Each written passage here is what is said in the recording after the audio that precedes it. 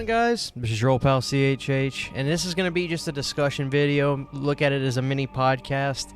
Just something I was thinking about the other day that I thought would be a great discussion for me to have with you, the audience. The title of the video is something akin to physical media has definitely changed. It's not the same ball game that it was when I really got into it on a, I guess, premium level, meaning when I really started getting into boutique label stuff, which was around 2012 or 2013. Let's just even say 2013, because I have a movie that I want to use as an example that really was the start of the real collection of physical media, so to speak, where I really started getting into the boutique collecting and that sort of thing. But yeah, opening thoughts is, yeah, the game has definitely changed. And for some people, they'll look at it as a good thing. Other people, they'll look at it as a bad thing. Me, I kind of ebb and flow on my thoughts on the world of physical media today. Now, obviously, you guys might have seen lately, I've been doing some DVD stuff a little bit more frequently. I've done DVD stuff in the past, and it was always a topic that seemed to have some interest. I remember maybe a year or so ago, I did a video talking about like retro horror DVD box sets, and you guys seem to enjoy that. So, you know, I started creeping that in there, and it really had me thinking about the glory days of DVD, but I don't think that was perfect either. As much as I love the glory days of DVD, none of that was perfect. But physical media today, guys, has definitely changed. And I want to start this off by talking about a moment in my collecting that was, looking back, an interesting moment, because the things that I was excited about today, I feel like with a lot of the collectors out there, including myself probably in certain situations, you know, these releases wouldn't be as exciting the way they're presented. So let me take you guys back to a moment where I was really getting into horror big time, and I was buying movies on DVD a lot. Blu-ray I was creeping into, but lo and behold, it was 2013. It had to have been 2013. I'm pretty damn sure it was. Let's just say it is. No, it was 2012. It was 2012 because it was the 30th anniversary of this movie, so perfect. It was 2012, and I got the wind that I had just started dating my wife, so all this kind of, like 2012 was a very important year in my life. Long story short, you know, we get the word that this company is going to be putting out Halloween 2 and 3, which was at Scream Factory, of course. The idea of the release coming out at that point was sensational. Now, I have it till this very day, and this was the release. The release in question was the Halloween 3 Blu-ray 30th Anniversary Edition, which now we're past the 40th anniversary, which is crazy. But looking back, getting this thing at the time was almost surreal. It didn't feel right, because this was a time where when physical media was around, the average person who was buying movies, they never had anything that came in, you know, a prestigious case. The average person, everything was just a DVD, the movie cover and the DVD. Most people didn't even watch special features that I knew. Special features weren't a thing that, like, I was ever brought up to get into. I kind of just got into special features and things like that. Things were a lot more simpler. At the time when this came out, it seemed insane. Wait a minute, they're going to do like a slipcover that has new artwork on it? What? You got to be kidding me. And then you can reverse the artwork and have the original poster. This is what really threw me back then. I mean, this is what really truly threw me back then, was this. Even more so than the cover art, because at that point in time, with the exception of maybe one movie every now and again, like for instance the first Halloween, coincidentally, you never really saw the original artwork on stuff ever.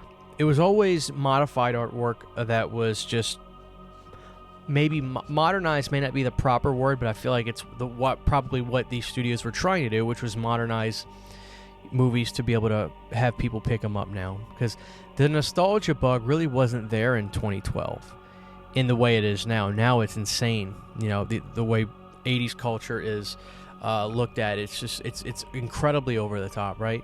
So I look back at this and I say to myself, it's insane how over the top in love I was with a release like this, and I still am, do not get me wrong, but the excitement I had about it if Scream Factory announced a movie that was going to be done this way today, nobody would really bat an eye or go that crazy about it because the dynamic of collecting has changed. This is considered a boutique label. This is considered a boutique premium release. But it's interesting, when we look at today's situations, I don't think that that's really the case anymore because the playing field has changed. And I think along the way with my collecting, I started to notice that. So, you know, nowadays when you look at something like this, it's incredible and I love it.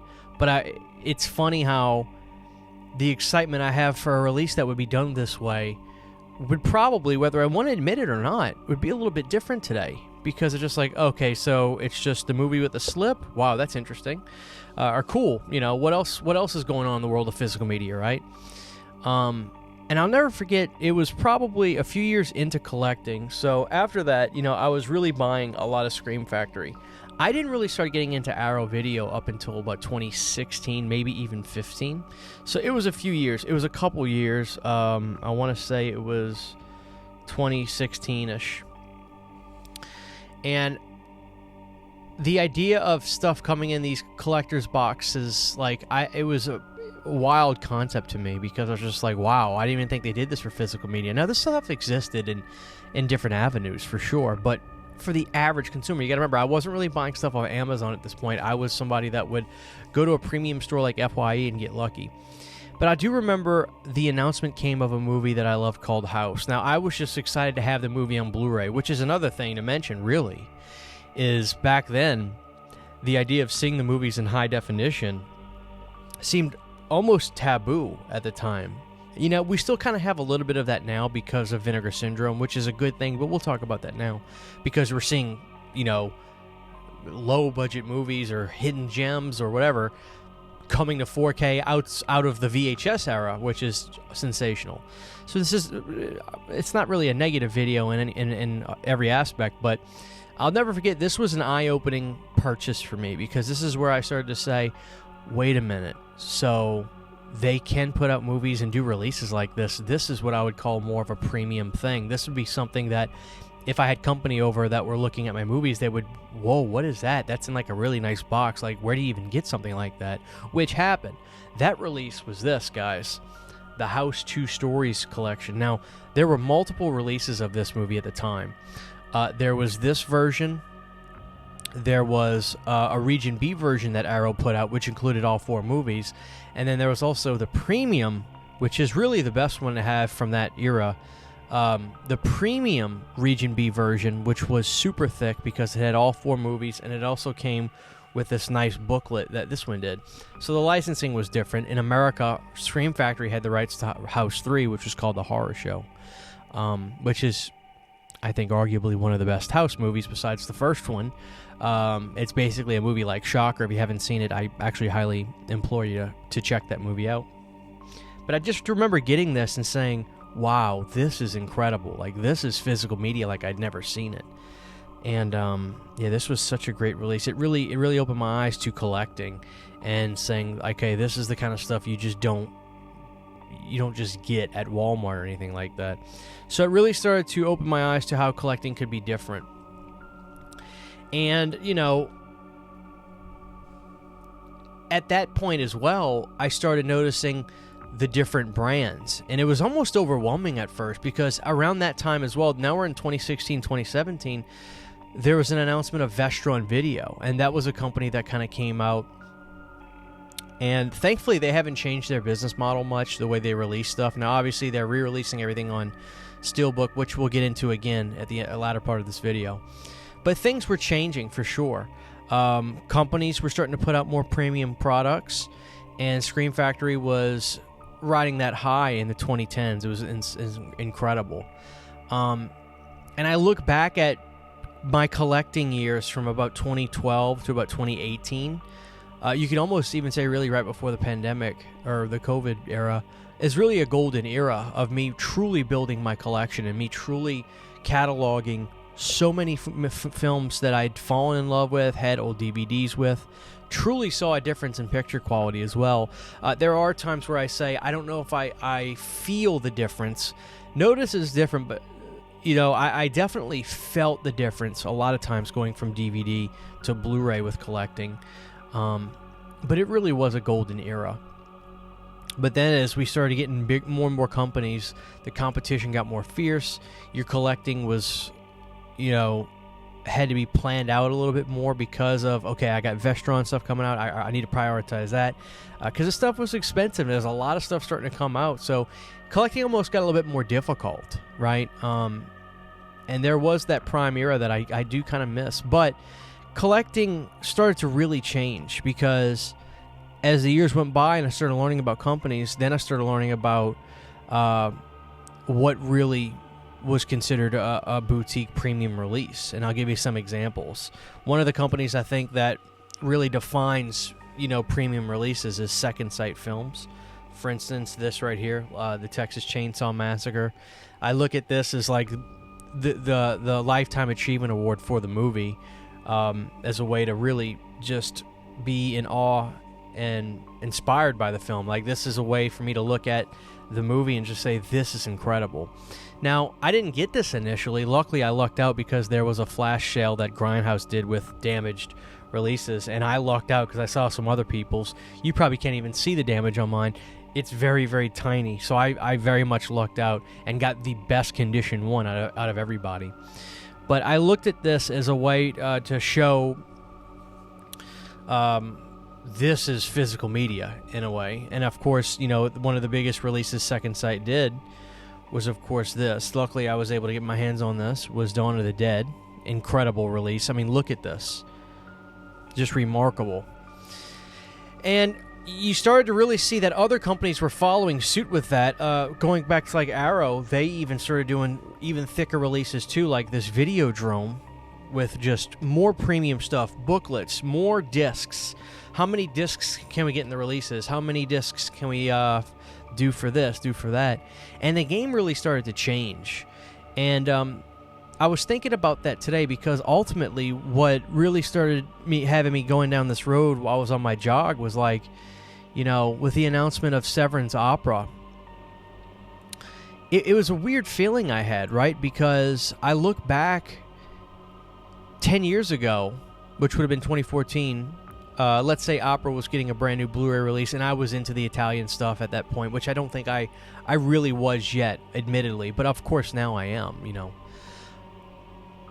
If that would have got announced on Blu-ray with like a slipcover or, just some special features, maybe a new interview with Dario or just a bunch of archival stuff they were going to throw in there, I'd be amazed and be so excited. But the reality is, if I look myself in the mirror and say, what if Severin just announced the Opera on 4K, no slip, just the movie, and threw it out there, I'd be happy to catalog the movie, but there would be a part of me that would say, what else? Like, are you going to give me like a hard box? Like, this is Opera. It deserves it. It deserves it.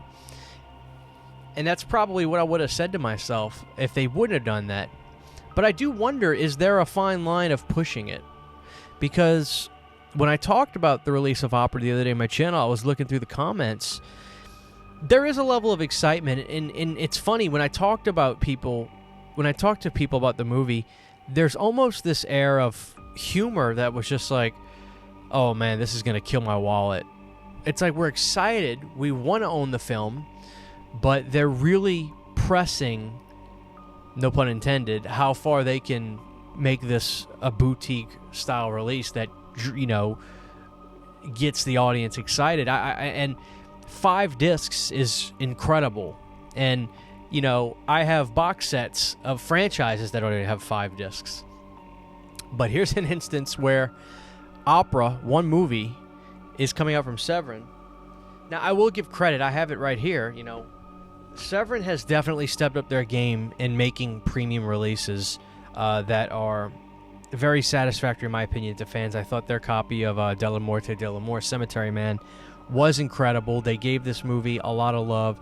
And this was a movie that was missing on physical media for quite some time, so it came out in a big, big way. And I like this release. I'm actually very happy with this release. On one hand, you can look at a release like that and say to yourself, okay, I don't care if they do a steelbook, a media book for Cemetery Man. That release gave me everything I could possibly want. I'm happy with that. I'm done. So there is something to be said with when they put out these nice releases, and as we've seen, they're going to do a 5-disc release for Opera. There is a part of me that justifies in my head, yeah, this is probably going to be pricey, but I'm not going to buy it again, you know? So, I don't know. It's interesting how I wonder if the line's been pushed too much. And when I say that, I think there is a pecking order, and I think that's an okay reality to have in your mind. Like, let's be honest. I love Opera, but if it got a release like Dawn of the Dead, I would say that may be a bit much. Now, Dario is a master of horror, but guess what? This is Dawn of the Dead. I do think a movie like Dawn of the Dead, which also has a controversial history with home video right now because of Richard Rubenstein, for this to come out and be premium as much as it is, I think that's an exception.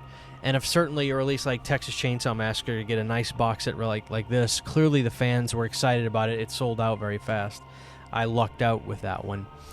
And I'm not trying to pick on Opera either. I mean, guys, Opera is a sensational movie, but I wonder if we're at a point with physical media now to where it's almost like a pissing contest with how much can we make a big release for a movie now compared to other companies. Like, and maybe it's not a pissing contest, but it's I do wonder, because the commentary now, it's so interesting when I make the videos doing the updates for the physical media and see the responses. And even the people that are excited, like me, there's this air about it that's humorous, because we say to ourselves, oh, this is going to kill me, because it's such an over-the-top release. So I feel like physical media truly has changed. And, you know, there's also something to be said for the companies that don't really go that route. Like Kino Lorber or Vestron Video. They keep it very simple. Vestron's very priced. Their pricing is incredible. Nobody beats Vestron prices because they're using in-house titles. And now I understand that, so I don't criticize the other companies for charging more. They're paying licensing fees. I understand that now. Before I didn't. But there is something to be said about, you know, streamlining every release you do. It doesn't matter if it's you know, Terminal Invasion, or if it's To Live and Die in L.A. With Kino Lorber, you're getting the movie with a slipcover. Boom. That's it. Needful Things, it doesn't matter. And there is a uniformity to that, which I think makes physical media fans happy. But then you got the other companies, too, that are going the opposite route. And they're saying I almost think they're saying, how much can we push it? How much can we make this a premium package release? And, yeah, so the game has changed. I feel like some companies that were considered boutique labels, like Scream Factory, I don't even know if you would consider them a boutique label. By definition, yes. But comparatively, when you look at the way they do their releasings, or Kino Lorber, you know, when I think boutique, I think, to me, I guess because it's another B word, I think bougie, over the top. And there are companies that are catering to that. And it's not a negative, but physical media has definitely changed. I mean, the way we buy now is different, because there are releases that we look at and they're so premium, and they come in the hard shell boxes, and they have the booklets and all this. And I almost wonder, has that helped or hurt physical media in the boutique, in the, you know, niche collector's world? I don't know. But the commentary is very interesting to me, and I don't know how I feel. It really depends on what day you catch me with, or what movie it is, right? I mean, Opera is an interesting one, because I think there was a Blu-ray people were telling me about Ronin, but I mean, I didn't even know who Ronin was. That's one of those companies that I feel they're not underground, but like they're not as big as a Scream Factory or anything, and I kind of missed the boat on some of those companies, like Ronin or Code Red, even though I have some Code Red titles, but it's through osmosis of collectors having movies that I was interested in, and I just got the movies not realizing, oh, it's a Code Red title, or it's a Scorpion title, or it's a, you know, what have you. So, yeah, guys, I just wanted to make a video and comment on this, because it's like, where do we go from here? What is the next 5-10 years like? Now, some people will say, well, it's going to go away eventually, and that maybe, I don't know, but at the same time, there's still obviously, these companies are, they wouldn't be doing this if they weren't making money. it's business. This is a business. It's not a charity to put these movies out. It is absolutely a business. So the game has changed, ladies and gentlemen. I just really wanted to talk about this, kind of go over the way collecting has changed through my eyes, with the way I started in 2012, really with Blu-ray on. I mean, before that, I was buying DVDs heavily.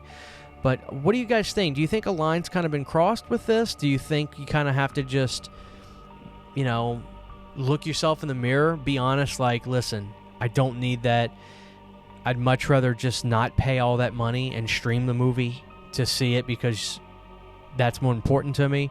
Or, you know, I do want to catalog some of these super nice releases. Maybe you could look at it as an investment. I mean, everybody has their way of looking at this, and I thought it would be a great conversation starter, guys. So I'd love to hear your thoughts down below on this whole matter, guys. Let me know what you think about this, the way physical media collecting has changed, specifically horror more than anything. And what do you think the future holds, and what steps could we make to maybe make it better, in your opinion?